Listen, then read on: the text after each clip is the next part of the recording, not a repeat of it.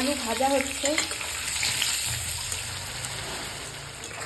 এই হলো সেই সুবিশাল হাঁড়িটা, যেটা মা আজকে বিরিয়ানি বানিয়েছে, যেটা আমি একলাই খাবো।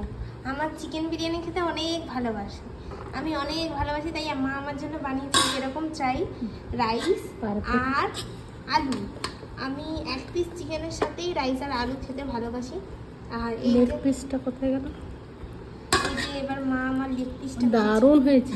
মা দেখছে আমি একটু চিকেনটা ওভার মেল্টিং পছন্দ করি। দেখতে পাচ্ছ বিরিয়ানি লেগ পেটটা? পিসটা কোথায়? আমার জিভে জল আসছে, আমি আর থাকতে পারছি না।